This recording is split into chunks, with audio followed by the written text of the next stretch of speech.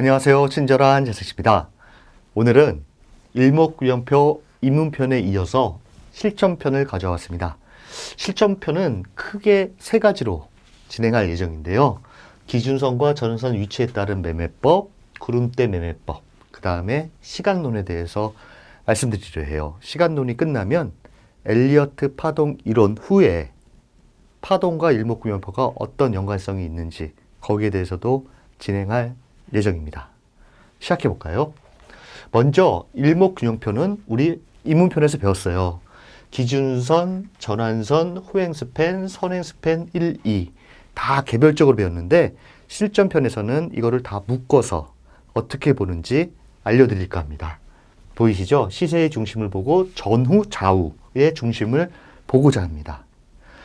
일목균형표는 앞서 입문편에 배우신 것처럼 기본에 가장 기본적인 거에 충실하는 게 가장 좋고요. 그리고 보조수단으로 활용하는 게 좋습니다. 기본적으로 주로 보시는 차트를 보시되 일목균형표에서는 어떤 모습이 나올 것인가 참고 수단으로 보시는 게 가장 좋지 않나 생각됩니다. 시작해 볼까요? 전환선이 기준선 위에 있을 때는 우리는 호전이라고 했고 상승 추세에 있다라고 얘기를 했어요. 먼저 호전 상태에서 음운 돌파는 시세의 강함을 나타낸다. 여기 보시면 전환선이 기준선을 뚫고 올라가면서 호전이 발생했는데 이것이 주가가 이 음운을 돌파를 하면서 크게 상승하는 모습을 보입니다. 이걸로만 판단이 될 수 있을까? 그렇지 않죠. 우리는 전후 좌우를 보면 더 확신을 가질 수 있는데요. 보시면 요 캔들의 26일 전에 그어진 후행 스팬을 보면 후행 스팬이 주가, 기준 전환선, 구름대를 돌파할 때 일반적으로 강한 상승을 암시한다라고 이야기를 해요. 그러면 전후 좌우니까 앞쪽을 볼까요? 26일 앞쪽에 우리 선행 스팬 1, 2를 걸어서 구름대라는 게 나오는데 확신 2는 선행 스팬 교차. 앞쪽 구름의 전환이 있어요. 음운에서 양운으로 요 구간에서 같이 맞물려요. 확신 1, 2 그리고 음운 돌파. 그러면 강한 상승의 확신을 느끼고 사도 된다. 이렇게 표현할 수 있겠습니다. 그 다음은 호전 상태에서 이거는 음운 돌파 실패예요. 그러면 하락 전환 가능성을 암시한다. 말씀드리면 여기 호전이 됐어요. 호전돼서 이렇게 올라가는데 아이구나.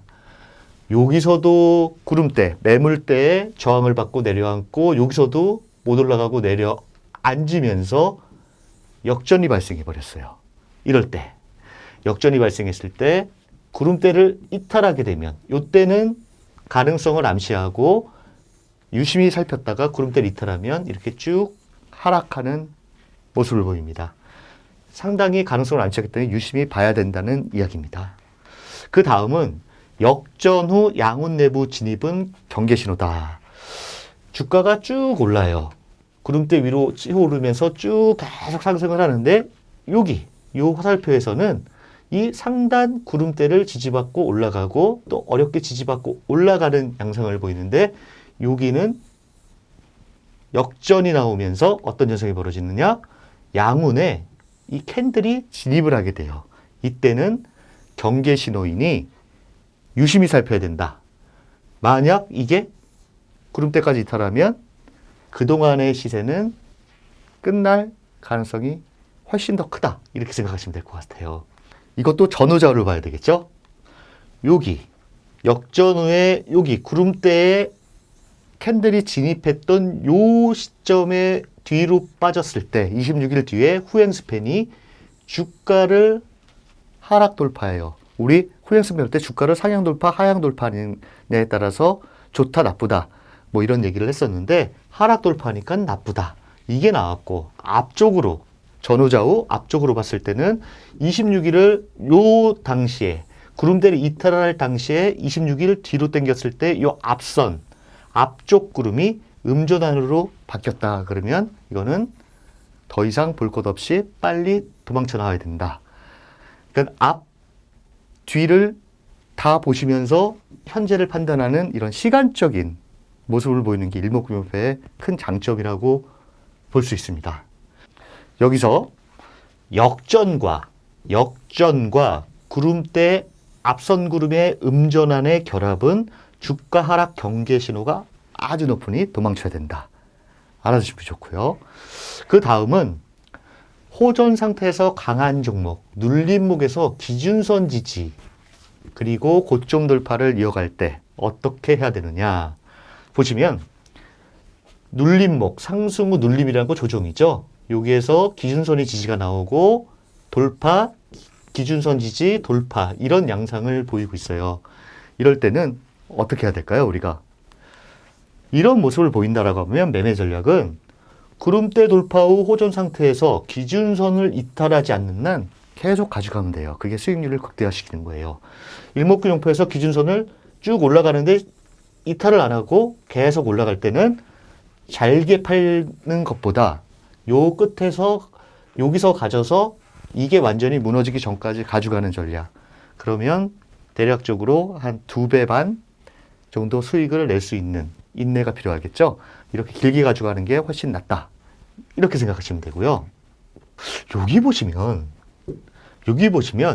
호전에서의 협착이라는 말을 제가 썼는데 협착이라는 게 전환선과 기준선이 폭이 좁아지는 상태를 말해요.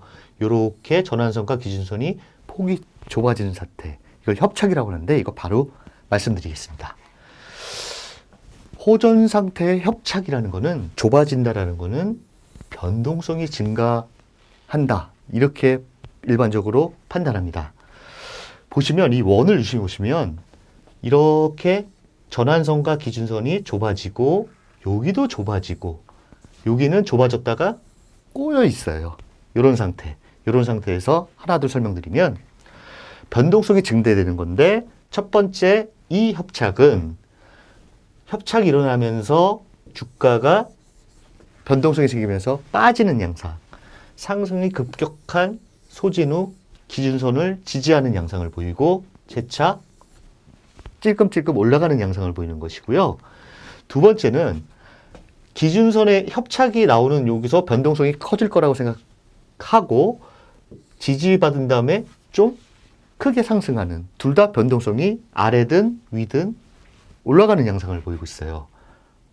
그리고 마지막 여기는 기준선 이탈 후 급락이에요. 기준선 이탈 후 급락. 여기랑 앞에 두 개랑 틀린 거는 이거는 기준선 지지, 여기는 기준선을 이탈하면서 급락이에요. 이걸 정리해보면 이렇습니다.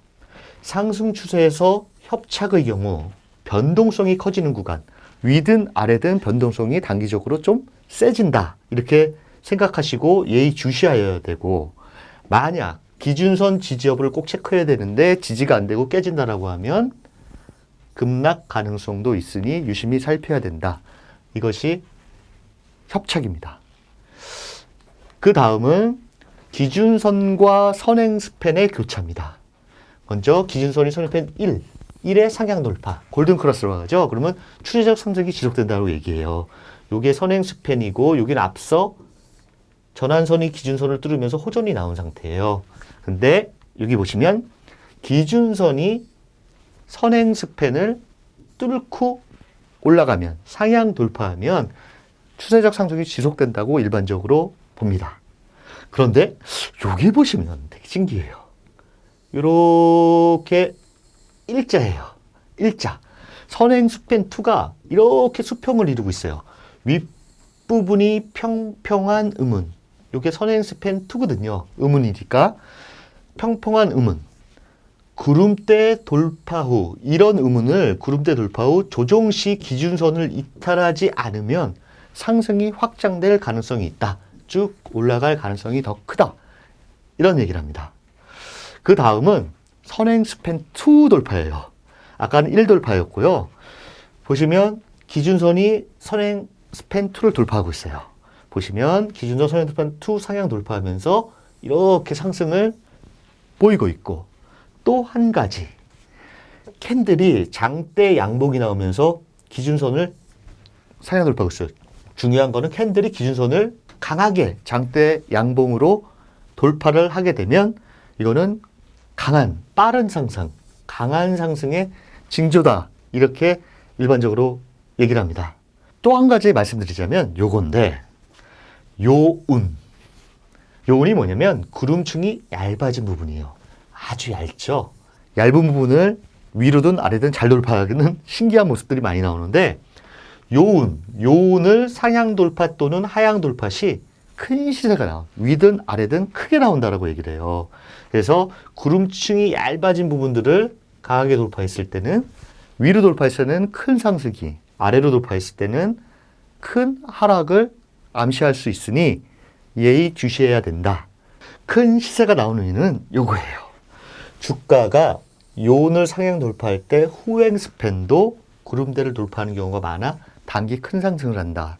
이게 얇아진 요온에서 여긴 보이지 않지만 후행 스팬이 기준선, 전환선, 주가, 구름대를 같이 동시에 돌파하는 경우가 많기 때문에 큰 상승이 가능하다. 하락할 때는 반대가 되겠죠. 그래서 큰 폭 하락이 이어질 수 있다.